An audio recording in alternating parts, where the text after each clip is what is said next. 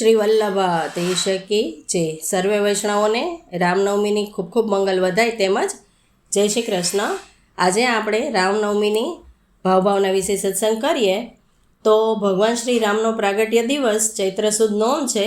સંત તુલસીદાસજી લખે છે કે નવમી તિથિ મધુમાસ પુનીતા શુક્લ પચ્છ અભિજીત હરિપ્રીતિ મધ્ય દિવસ અતિ શીતન ધામા પાવન કાલ એક લોક વિશ્રામા. પવિત્ર ચૈત્ર મહિનો અને ચૈત્ર મહિનામાં વધારે ગરમી નથી હોતી અને વધારે ઠંડી પણ નથી હોતી. આકાશ સ્વચ્છ બન્યું હોય છે. આકાશમાં વાદળ હોતા નથી. જમીન ઉપર પડેલું પાણી શોષાય અને સ્વચ્છ બન્યું હોય છે. તો આપણું મન પણ જ્યારે વાદળ વગરના આકાશ જેવું સ્વચ્છ થાય છે અને ત્યારે આપણા હૃદયમાં બિરાજમાન ભગવાન શ્રી રામરૂપી આત્મતત્વનું દર્શન થાય છે.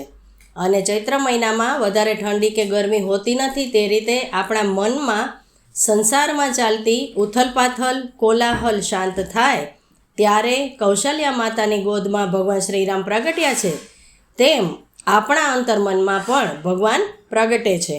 આપણે એના દર્શન કરી અને શાશ્વત શાંતિનો અનુભવ કરી શકીએ છીએ. ભગવાન શ્રીરામ આદર્શ રાજા, આદર્શ પુત્ર, આદર્શ ભાઈ, આદર્શ પતિ, આદર્શ વાત્સલ્ય મૂર્તિ અને કુશળ યોદ્ધા તરીકે આપણને સંસારમાં કેવી રીતે રહેવું એનો બોધ આપે છે. તેથી ભગવાન શ્રીરામ પૂર્ણ પુરુષોત્તમ તરીકે આપણા આરાધ્ય રહ્યા છે. હવે સ્વસંપ્રદાયમાં પ્રભુના અવતારોમાં મુખ્ય 4 પુષ્ટિ અવતારો જયંતી તરીકે ઉજવવામાં આવે છે અને એના અંતર્ગત રામનવમી પણ આપણા સંપ્રદાયમાં ઉજવાય છે. અયોધ્યામાં સૂર્યવંશના રાજા દશરથના ઘરે શ્રી રામચંદ્રજીનું આ દિવસે પ્રાગટ્ય થયું છે. રામ અવતારમાં પ્રભુએ 4 પુષ્ટિ કાર્યો કર્યા છે.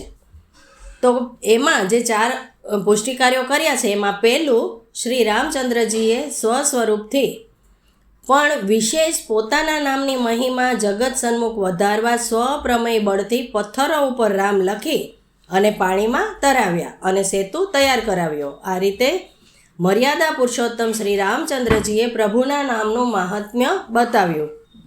પછી બીજું, તો બીજામાં શું છે કે પ્રભુ ભક્તોના પ્રેમથી બંધાયેલા છે તે બતાડવા સ્વયં ભક્ત શબરીની ઝૂંપડીએ પધાર્યા અને ભક્ત શબરીના એઠાબોર આરોગ્યા. તેના સ્નેહ ભાવનો અને વાત્સલ્ય ભાવનો અંગીકાર કર્યો. ત્રીજું, ગૌતમ ઋષિની સ્ત્રી અહલ્યા પતિના શ્રાપને કારણે શિલારૂપ થઈ ગઈ હતી.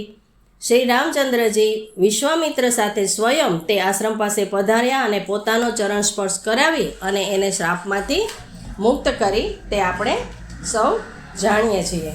તો એ ત્રીજું. અને ચોથું જો કહીએ તો પિતાજી દશરથજીને સ્વર્ગમાં સ્થાન આપ્યું અને અયોધ્યાવાસીઓ પર કૃપા કરી અને પોતાની સાથે જ નિજધામ લઈ ગયા. કારણ કે અયોધ્યાવાસીઓ શ્રી રામચંદ્રજી તરફ અતિ સમર્પિત અને એના પ્રેમથી સંપૂર્ણપણે બંધાયેલા હતા. શ્રી રામચંદ્રજીના પ્રાગટ્યોત્સવને દિવસે જયંતી પ્રમાણેના ભારે વસ્ત્ર શૃંગાર અને સામગ્રીઓ ધરવામાં આવે છે. આપણે પુષ્ટિ માર્ગમાં મોટી મોટી ફૂલ મંડળીઓ બાંધવામાં આવે છે અને પ્રાગટ્ય ઉત્સવના પ્રભુને પંચામૃત સ્નાન, તિલક, અક્ષત, ઝાલર, ઘંટા સાથે પ્રગટ આરતી આદિનો ક્રમ હોય છે.